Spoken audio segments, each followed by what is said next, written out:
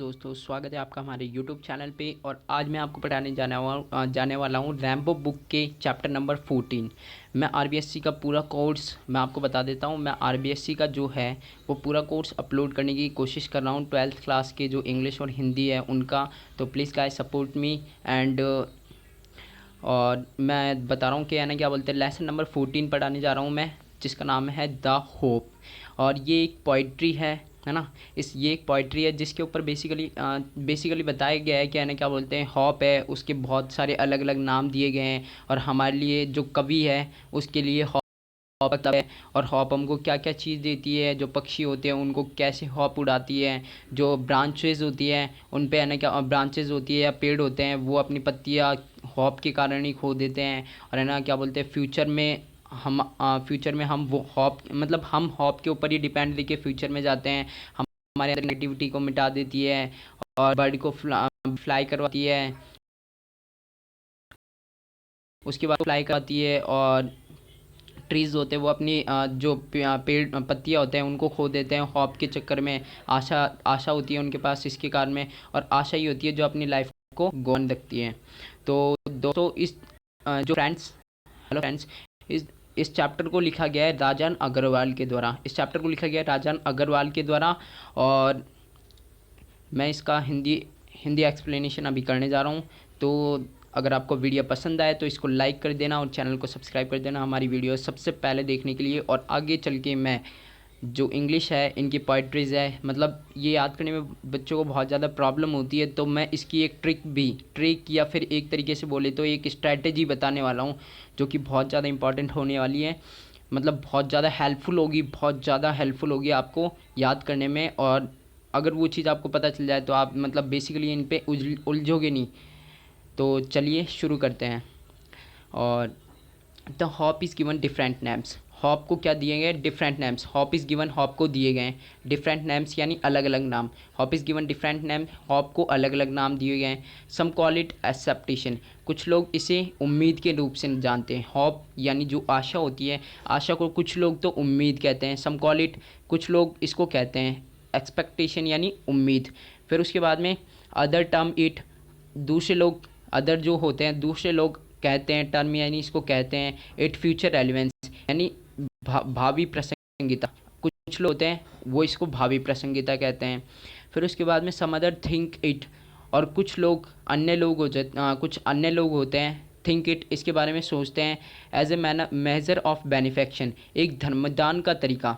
जो हॉप होती है, कुछ लोग तो इसको एक्सपेक्टेशन यानी उम्मीद बोलते हैं, कुछ लोग इसको फ्यूचर रेलेवेंस यानी भावी प्रासंगिकता बोलते हैं, और कुछ अन्य लोग होते हैं जो इसको मेजर ऑफ बेनिफेक्शन यानी धर्मदान का एक तरीका मानते हैं। फिर पोइटर बोल रहा है, जो राइटर है मतलब मतलब पोइट है, वो बोल रहा है टू मी यानी मेरे लिए तो the hope is the creation of soul. Hope क्या है? हॉप इज़ यानी हॉप है, द क्रिएशन ऑफ साउल यानी आत्मा का निर्माण, the creation of the soul यानी आत्मा का। To me hope is the creation of soul, मेरे लिए तो हॉप एक यानी जो आशा है वो एक आत्मा का निर्माण है। That make us feel pleasuresome, that make us feel जो हमको महसूस करवाती है, दैट मेक अस फील जो हमको महसूस करवाती है, प्लीजरसम यानी आनंददायक, जो हमें दैट मेक अस जो हमको बनाती है, फील यानी महसूस करना, या जो हमको महसूस करवाती है, प्लीजरसम यानी आनंददायक, इसका मतलब होता है आनंददायक, जो हमको आनंददायक महसूस करवाती है। एंड लीप अस, और हमको जंप करा देती है या फिर भर देती है, या फिर हमें खुशी से एकदम भर देती है, उछाल देती है। लीपस या लीप यानी उछाल देती है, जंप करा देती है। विथ है ना, विथ यानी के साथ में। एंथुसिज्म एंड ग्लो, एंथुसिज्म यानी उत्साह, एंड ग्लो यानी चमक। एंथुसिज्म यानी उत्साह और ग्लो यानी चमक। और यह हमको प्लीजरसम यानी आनंददायक करवाती है और हमको भर देती है या उछाल देती है, किससे? एंथुसिज्म से, या कर देती है अपन को किससे, या बूस्ट भी कर देती है अपन को किससे? एंथुसिज्म यानी उत्साह से, और ग्लो यानी चमक से।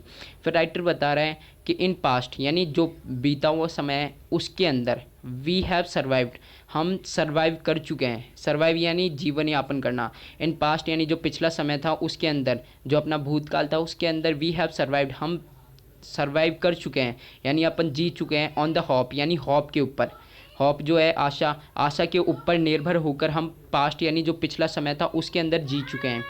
We surmise of future because of hope. We surmise यानी हम वी सरमाइज यानी हम फ्यूचर के बारे में पूर्वानुमान लगाते हैं। सरमाइज यानी पूर्वानुमान लगाना, है ना।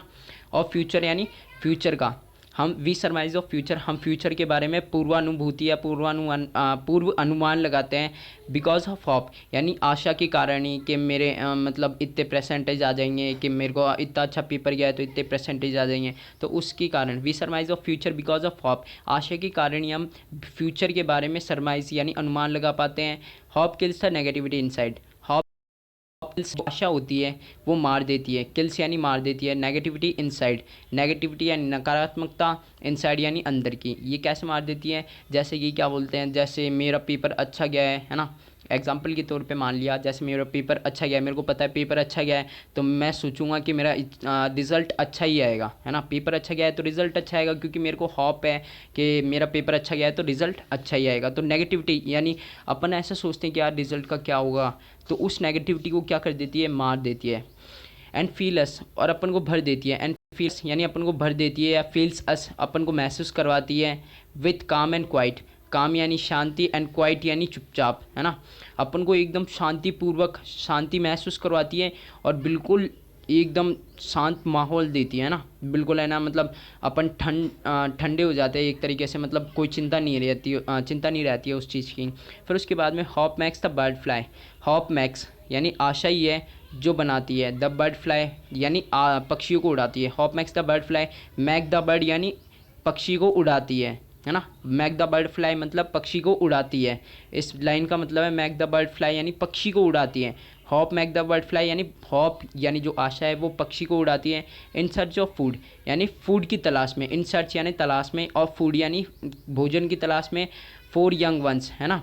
यंग वंस यानी जो उनके बच्चे हैं, जो पक्षी होते हैं, पक्षी कोई मादा पक्षी हो गया जैसे, तो उसकी जो बच्चे होते हैं उनके बच्चों के लिए भोजन की तलाश के लिए वो पक्षी होते हैं, उड़ते हैं, है ना।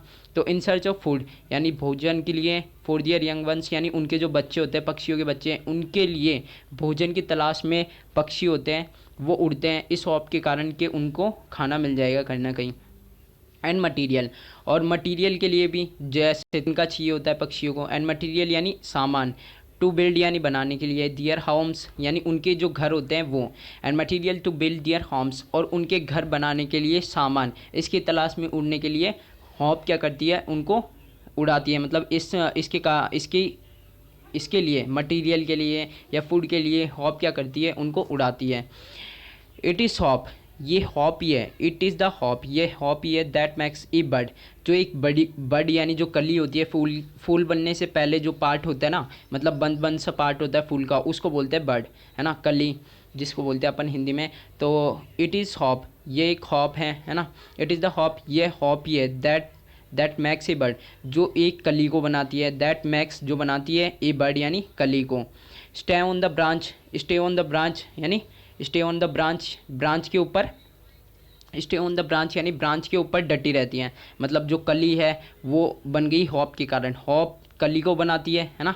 इट इज़ द हॉप, ये हॉप ही है दैट मैक्स ए बर्ड, जो एक कली को बनाती है। और स्टे ऑन द ब्रांच, उसको ब्रांच के ऊपर रखती है, मतलब शाखा के ऊपर रखती है। एंड ब्लूम, और उसको खिलाती है ना। मतलब कली खिली, है ना, कली है किसी प्लांट के ऊपर खिली, तो कली खिली नहीं है अभी, मतलब कली बनी है एक, उसको है ना हॉप क्या करती है, उसी के ऊपर रखती है, ब्रांच है उसी के ऊपर रखेगी और बाद में उसको खिलाएगी। स्टे ऑन द ब्रांच यानी ब्रांच के ऊपर ही रखती है, स्टे ऑन यानी ठहरे रखती है, ऑन द ब्रांच यानी ब्रांच के ऊपर, एंड ब्लूम और फिर बाद में खिला देती है। ट्रीज़ लूज़, जो ट्रीज़ होते हैं वो लूज़ कर देते हैं यानी खो देते हैं। दियर लीव्स, उनकी जो पत्तियाँ होती हैं उनको खो देते हैं। ट्रीज़ लूज़ दियर लीव्स, वो पक्षी होते हैं, मतलब पेड़ जो होते हैं, लूज यानी खो देते हैं। दियर लीव्स यानी उनके पत्तियाँ, विथ ए हॉप, एक हॉप के साथ, है ना। पेड़ होते हैं वो भी अपनी पत्तियाँ एक हॉप के साथ खो देते हैं। जब पतझड़ का मौसम आता है एक हॉप के साथ खो देते हैं। दैट यानी कि, वन डे यानी एक दिन, it will be laden, it will be यानी है यह होगा, लैडेंड यानी भरा हुआ, लदा हुआ बोल सकते हैं अपन, लैडेंड यानी लदा हुआ, with green hues with green यानी हरे कलर की जो पत्तियाँ होती हैं, ह्यूज़ यानी यहाँ पे रंग है, ह्यूज़ मतलब रंग है, तो ह्यूज़ यानी रंग। तो मतलब पेड़ जो होते हैं वो अपनी पत्तियों को खो देते हैं मतलब गिरा देते हैं एक आशा के साथ, that one day it will be laden, कि एक दिन वो लद जाएंगे विथ ग्रीन ह्यूज यानी हरे कलर की पत्तियों से, है ना। फिर उसके बाद हॉप एनलाइटेंस, हॉप एनलाइटेंस यानी हॉप प्रकाशित करती है, हॉप यानी एनलाइटेंस यानी प्रकाशित करना, एनलाइटन का मतलब होता है प्रकाशित करना। द लाइफ्स ग्लूमी थाउफियर्स, लाइफ्स यानी लाइफ के, मैंने पहले भी बताया था लाइफ्स यानी लाइफ के, ग्लूम यानी अंधकारपूर्ण जो होते हैं, थाउफियर्स यानी जो आम रास्ते होते हैं, कुछ आम रास्ते जिसमें अपन को कन्फ्यूज़न हो जाती है कि अपन कौन सा काम करें कौन सा काम ना करें, तो उसके अंदर अपन को जो राह दिखाती है वो भी एक हॉप ही होती है। अपन को किसी और रास्ते में जाना है, मतलब दो रास्ते अपने पास, तो अपन सोचते हैं कि इस रास्ते पे चलते हैं, क्या पता हमारा मकसद जो है वो अपन को मिल जाए। तो हॉप ही है ये चीज़ जो अपन को महसूस करवाती है, मतलब अपने जो रास्ते होते हैं ग्लूमी रास्ते यानी जो अंधकारपूर्ण रास्ते होते हैं, थाउफियर्स यानी रास्ते हो गए, उनको एनलाइट करती है मतलब प्रकाशित कर देती है, मतलब हमको बता देती है रास्ता कि इस रास्ते पे मतलब जाना सही रहेगा। एन मैक्स और बना देती है, एन मैक्स यानी बना देती है us feel the freshness and warmth, and make us feel और हमको महसूस करवा देती है द फ्रेशनेस यानी ताजगी, फ्रेशनेस यानी ताजगी, फ्रेशनेस यानी ताजगी, एंड वार्मथ यानी जोशीला, वार्मथ यानी जोशीला, अपन को क्या एंड मैक अस फील और अपन को महसूस करवा देती है फ्रेशनेस एंड वार्मथ यानी जोशीला, फ्रेशनेस यानी ताजगी भरा, एंड वार्मथ यानी जोशीला, of the days ahead, of the days यानी दिनों के लिए, अहेड यानी आगे आने वाले, जो आगे आने वाले दिन हैं उनके लिए अपन को थोड़ा जो फ्रेश है वो बना देती है, और वार्मथ यानी जोशीला बना देती है कि हाँ हम करेंगे इस काम को।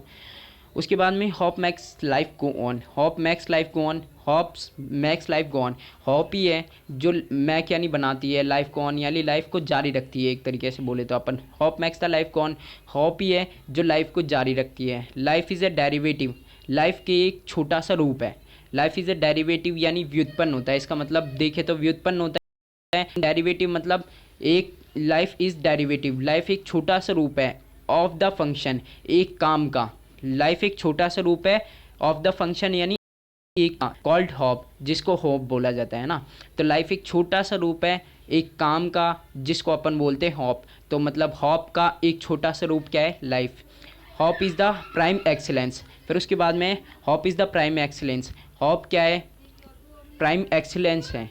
प्राइम एक्सीलेंस बोले तो अपन, हाँ प्राइम एक्सीलेंस मतलब होता है जैसे कि कोई बच्चा है और जन्म लिया उसने, तो उसके जन्म लेते ही जो है हॉप वो मतलब स्टार्ट हो जाती है, माँ मम्मी पापा होते हैं उसके, तो उसके उनकी हॉप स्टार्ट हो जाती है, जैसे कि जैसे बच्चे ने जन्म लिया तो उसके पापा बोलेंगे मैं इंजीनियर बनाऊंगा, माँ बोलेगी वो डॉक्टर बनेगा, है ना। तो ये हॉप क्या होती है, उसके प्राइम एक्सीलेंस यानी अस्तित्व में आ जाती है, उसके जन्म लेते ही स्टार्ट हो जाती है, राइट फ्रॉम द डे, केवल उसी दिन से, राइट फ्रॉम द डे यानी उस दिन से ही, राइट फ्रॉम यानी उस दिन से ही, राइट फ्रॉम द डे यानी उस दिन से ही, वन इज़ बॉर्न जब एक व्यक्ति जन्म लेता है ना, एक व्यक्ति एक बच्चा जन्म लेता है उसी दिन से हॉप स्टार्ट हो जाती है। तो थैंक यू दोस्तों, फ्रेंड्स, अगर आपको वीडियो पसंद आई है तो प्लीज़ भाइयों इसको लाइक कर देना यार, लाइक करने में क्या जाता है, बस नीचे एक बटन है उसको दबा दो, लाइक कर देना और चैनल को सब्सक्राइब कर देना हमारी वीडियोस सबसे पहले देखने के लिए।